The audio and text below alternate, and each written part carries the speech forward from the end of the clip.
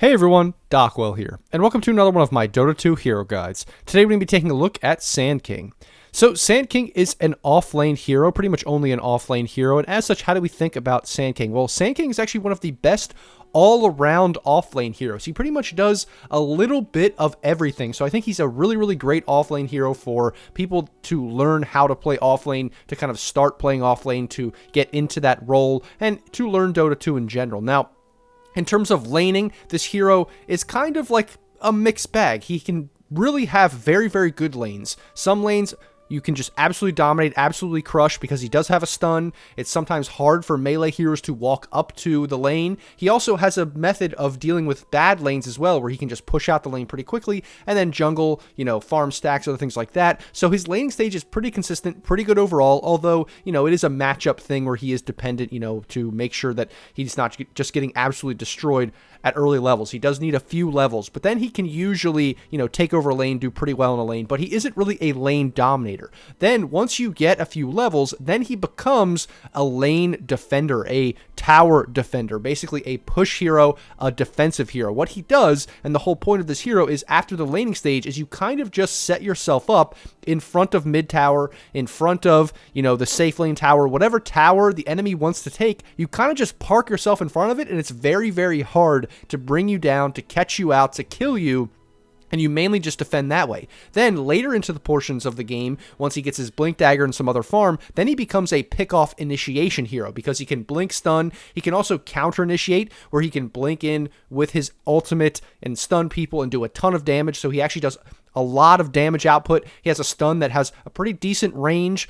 He has decent mobility with his stun because it's like a unique stun in that way where it actually allows him to travel along the path. He just does a little bit of everything. Like I said, initiation, counter-initiation, magic damage, all these kinds of things. He can even split push well. He can defend towers. So this is a hero that does a little bit of everything. It's just not like the best at any one thing. It's not, oh, this is the best, tower defender. This is the best tower taker. This is the best initiator. This is the best counter-initiator. It's not the best at anything. It just does pretty much everything pretty well. So, after you have a decent laning stage, which is pretty consistent, like I said, then you can defend towers, you can sometimes push towers pretty well, and then you can get your Blink Dagger, you can initiate, you can counter-initiate, you can do a lot of damage in team fights and those kinds of things. So that's pretty much how to think of Sand King. He's just one of these all-around good offlaners, definitely an initiator, but also a tower defender, and potentially a push hero that can do a lot of damage as well if you get the right items and those kinds of things, because you usually buy team fight items and all of that kind of stuff as an offlane hero. So that's pretty much how to think about Sand King. Now let's jump in and take a look at his abilities.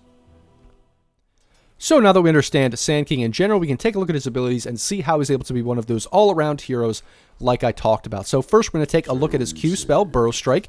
Pretty straightforward spell in that it is a stun that does damage and has a cast range, as you see there. But it's not just a typical stun that kind of comes out from the hero in a direction. Actually, it's also a mobility spell. So we see here, I can cast it in that direction, and not only do I stun everything along the path, but I also travel to that location that I pick as well. So you can not only use this to stun a bunch of people in a line, like we see there, I stunned everybody on the path, but you can also use that to traverse cliffs like this, to just make yourself more mobile, to, hide in the trees, those kinds of things, to escape. Anything like that you can do along this path is pretty good with Burrow Strike, along with the stun and the damage and all of that kind of thing. Now, the other thing to keep in mind about this when you're using it is that you don't always have to use it in the full length. So I don't always have to stun all the way to the edge. You can actually stun kind of short distances like that. And you want to do that for multiple reasons. One, because if you're chasing somebody down, if you're trying to hit somebody, you don't want to stun all the way over here, so you have to turn around and then start hitting them. You actually want to stun them,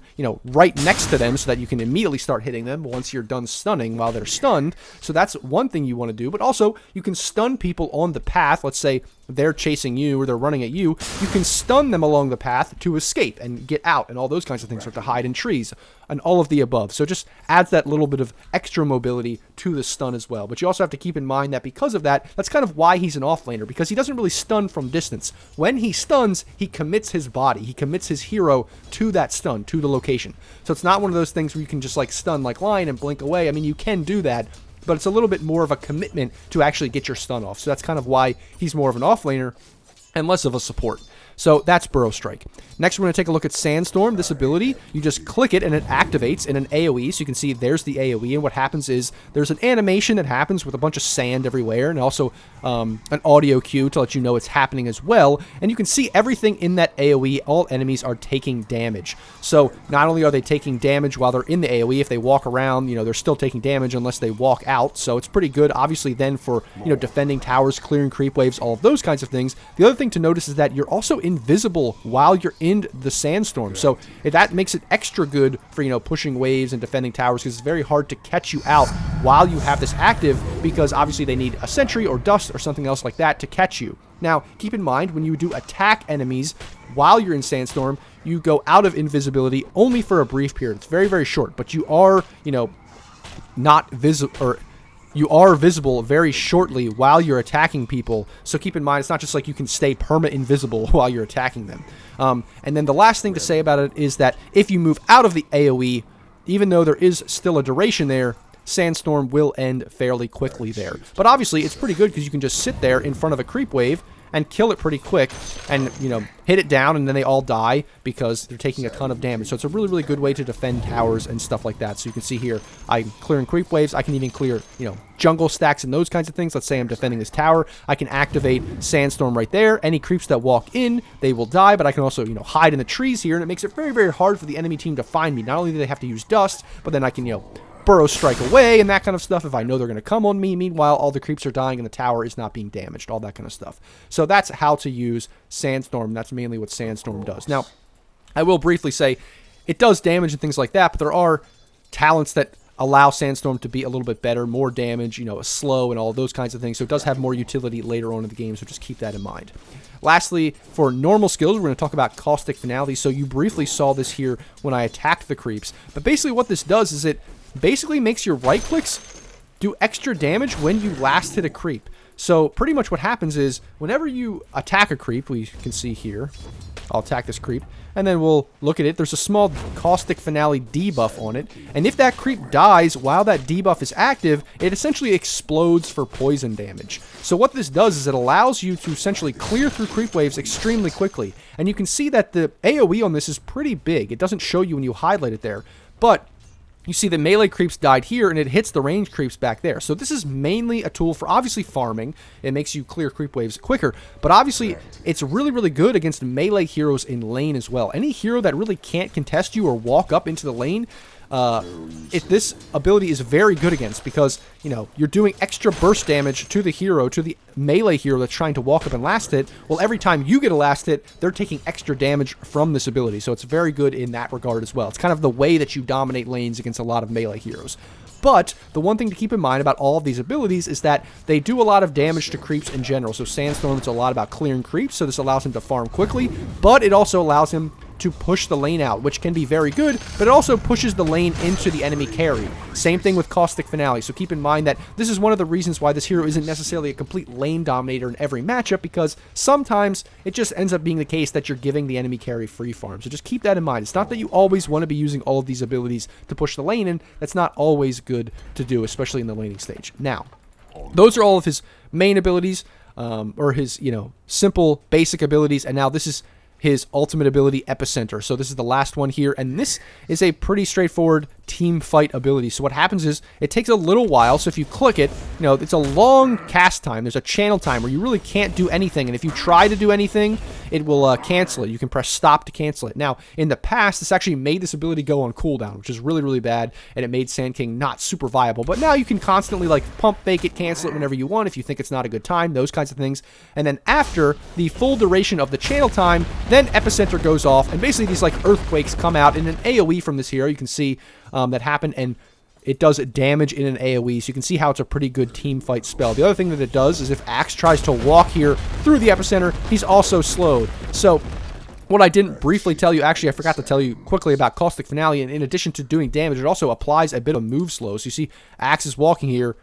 Now he's slowed a little bit. So when you have this Caustic on top of the Epicenter move slow, it can mean that heroes are pretty slowed down. So if we have Axe over here, I cast Epicenter, and then, I'm clicking Axe, it's very, very hard for him to run away. He has a very, very low move speed because of that. So this hero not only has a stun, but also multiple methods of slows. But you can see, because of the long channel time in the cast animation, this isn't like a Tidehunter Ravage or Black Hole or anything that has a, there's a small animation for those abilities, but they come off really fairly quickly compared to this, which has a long, kind of laborious cast time, and it's very, very obvious whenever you're trying to cast it. The enemy team can pretty much tell, and it's telegraphed a lot. So what you want to do a lot of times is you want to kind of hide in trees or be out of the fight, out of vision, and what you'll do is you'll usually buy Blink Dagger on this hero, and you cast it, and you basically click Blink, and then as soon as it's done, you will blink to that location, and obviously do all of the damage in that location, kind of surprise them. Obviously, it's pretty straightforward and pretty simple to see how you can use the other spells in combo. You can cast this, press Blink, you'll blink there, and then you can also use Stun in that direction too, so you instantly blink, do all the damage, and stun, so they can't move, they can't do anything. It's a big surprise initiation with burst damage. And then also, the other thing that you can do in addition to all of that is you can channel this, you can blink, you can use your stun in a direction, and then you can press your Sandstorm right after that. So now, not only are they taking damage from Epicenter, not only are they stunned and take damage from that, now for the duration that they're in that stun and in that epicenter and slowed because you're right-clicking them, they're also taking a ton of damage from Sandstorm. So it's basically one of these heroes that you can see how these counter initiations can work really well. The other thing to notice about Epicenter briefly is that this hero is also good for pickoffs and initiations as well, because if you see, the channel time here is 2 seconds, and the stun of Burrow Strike is 2.2 seconds. So you can actually get away with stunning and then instantly casting ults,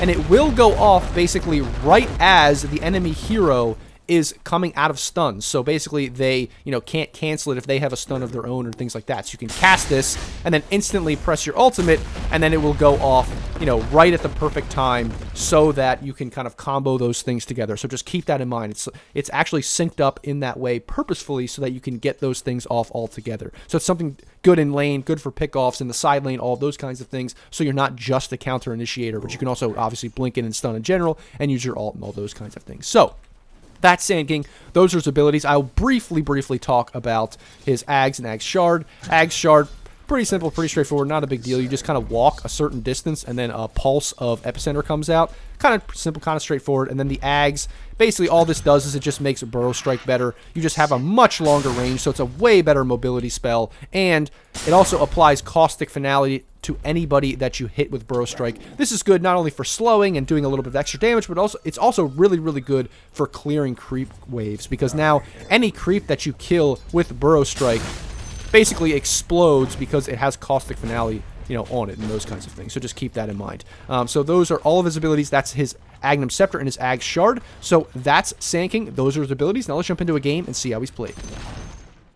So now I'm jumping into a replay here of Zai playing Sand King off lane, and the first thing I wanted to show you actually in the very beginning of this lane, before the creep waves even meet, the enemy carry and 5 position are being very aggressive against the Sand King, and this is largely because Sand King is really not that strong level 1.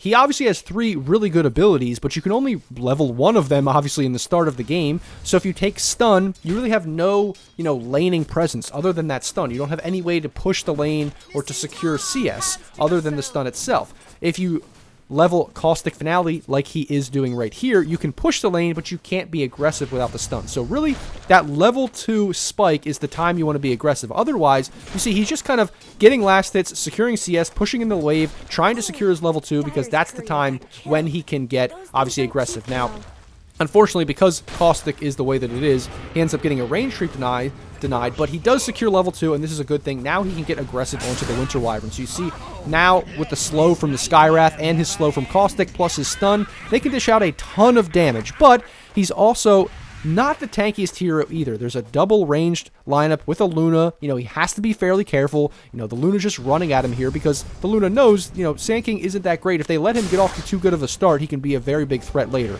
But you see he's also looking to get as aggressive as he can on the enemy support, because the enemy support is squishy, so they end up taking down the Winter Wyvern. He has his Fairy Fire there. He does a great job. This is just high skill play, waiting for his stun to come back off cooldown and going in there and securing 2 kills. Now, unfortunately, the Skywrath salves him up when he wants to actually suicide on purpose to get full health and full mana and come back to the lane. But we can see how good that was to get aggressive, especially onto the squishy support when he hit that level 2 timing, and that is a good timing for Sand King. Now, other than that, though, other than, you know, that timing with using your stun, that early levels to get aggressive when you can, now it's one of these things with the rest of the lane. I'm just going to kind of speed it up.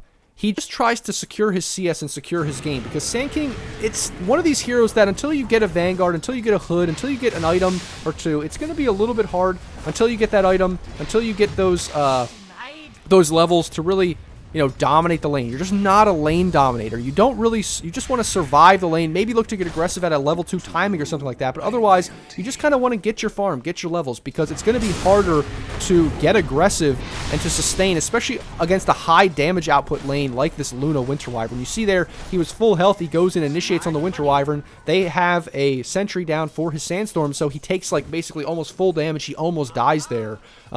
Full to 0 just because of the nature of this hero. It's not the best early on. Like, you need a lot of levels, you need some farm, you need an item or so in order to really, you know, be aggressive in the lane. That's kind of what I said. He can dominate some lanes against some melee carries, but against the double range lineup, it was largely just because of his skill and his understanding of the hero that he was able to get so aggressive early on. Otherwise, now you can see how difficult the lane can be. So that's pretty much how you have to understand Sand King and his laning. You want to try to secure as much as you can, because once you get those levels, once you get some more farm, that's when you can be pretty aggressive. That's when you get more powerful. But early on, you're relatively weak. You know, maybe that level 2 power spike is pretty good, but otherwise you just kind of want to sustain, survive, and then you can kind of get progressively better from there as you secure your CS and those kinds of things. The other thing to note is, like I said before, I think I mentioned briefly, maybe I didn't, that because this hero has 3 abilities that are all really, really good, knowing when to skill what ability is very important in lane. I'm not going to go over all the specifics. If you want to become a good Sand King player, you should watch Sand King replays, see what they do. But all 3 abilities are so good that it just depends which one you want to max out based on the matchup. So we see here, because it's a double ranged lineup that he's against, they do a good amount of damage. He pretty much is just maxing Sandstorm to clear the wave, and because he knows that there's pretty much no way that if you max these other abilities, he's going to be able to do much with them. So he wants to just make sure that he has Sentry domination, basically, with him and his support, and he's going to max out Sandstorm to get as much farm as possible, because he wants to spend as little time as possible in the lane against these high damage heroes. But against other melee heroes, let's say he was against a double melee lineup, he may have maxed out Caustic Finality and put more points in stun, and may have skipped Sandstorm altogether. So it's one of these things that the laning stage is very variable on this hero. It is more of a complicated hero in that way. Although it seems, you know, simple, straightforward, he initiates, he does a lot of damage, he pushes the waves, he defends towers, those kinds of things. The biggest part about this hero is the laning stage, making sure you're laning correctly, because if you don't skill correctly, if you don't play correctly, you can actually get crushed in a lot of lanes, because like I said before, he's just not a lane dominator. So that's how to play Sand King in the lane. Now let's fast forward to a little bit later in the game and show you how to transition into that early game. So I just wanted to skip ahead only a couple minutes here and show you what he does now that it's like 9 to 10 minutes. Laning stage is sort of over. People are rotating. The Luna's probably going to rotate to the triangle and those kinds of things, but he doesn't really have another lane to defend. So what does he do? He cuts the creep wave and he farms very efficiently with his maxed out Sandstorm here and his 1 point even in Caustic Finale. He does a lot of damage, so he clears the full creep wave, he gets the small camp, and now he's farming this large camp here with his Sandstorm as well. So this is pretty much how you push with this hero. If you do want to push, you basically cut the wave, use your Sandstorm behind the tower to eliminate the creep wave, those kinds of things. This is basically how you push on this hero. But you can see he doesn't really, you know, hard push like a Timber Saw or a Bristleback or anything like that. He doesn't really like threaten the tower that much because he's not that tanky yet. He did go Hood first because there's a lot of magic damage coming out from the enemy team. They're primarily magic damage until obviously Luna gets a lot of right click and stuff like that. So he does go Hood instead of Vanguard, but really he isn't that tanky. He's not a tanky beast. He's not like a Timber Saw. He's not like a Bristleback, any kind of hero like this. So this is the main way that he pushes tower. So I just wanted to show you that cutting waves and stuff like this is how Sand King operates if he's not primarily defending a tower in order to push. So now I only skipped ahead another like minute or so, and I just want to show you this transition from the laning stage to defending towers, playing the map, being aggressive, those kinds of things. Now the enemy team brought a bunch of heroes top because they really wanted to secure that top tower. So unfortunately Sand King, based on the fact that they have a lot of magic damage and they have a lot of burst and they can be fairly aggressive and they do threaten him at this point in the game, he can't really go top lane to defend that tower. Otherwise, he would. That's something that you definitely would. As soon as the Wraith King or the enemy carry rotates down to your lane, as an offlaner, you want to rotate to his lane to try to defend the tower. But obviously, the enemy knew that they could really be aggressive with the Queen of Pain and the Luna and everybody up there pushing. So he had to be careful, and he didn't TP there. Now, the next thing you'll see, obviously, they secure a kill on the Winter Wyvern. So this is a hero that once you get a few levels in your stun and everything, you do threaten to kill, especially if you're like +1 with another hero. So just keep that in mind. That is something you definitely can do. Now, he does go and he briefly defends mid. So if you can't defend top and top isn't a thing to defend, like because it's already taken like we see in this game, mid is the next one that you want to defend because mid is very, very important. So a hero like Tinker, fortunately for him, Tinker is a hero that can constantly TP mid, can constantly defend mid, push it out really, really well.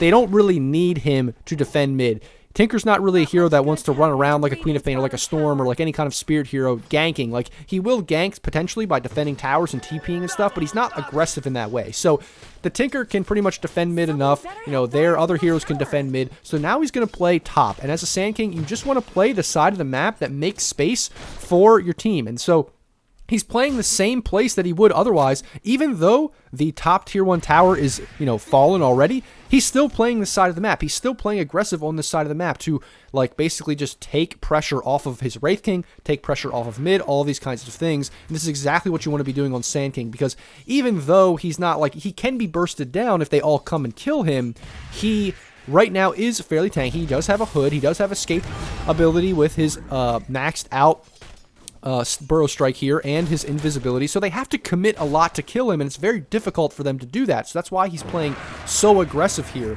And this is pretty much how you want to be playing Sand King after the laning stages. Put yourself in positions that are aggressive positions. Put yourself in positions where you obviously don't want to feed. You want to be calculating about it. You see he didn't TP top when they were all obviously showing top, but you want to, like, basically force them to, you know, just be annoying on the map to them. Create space in this way as the offlaner.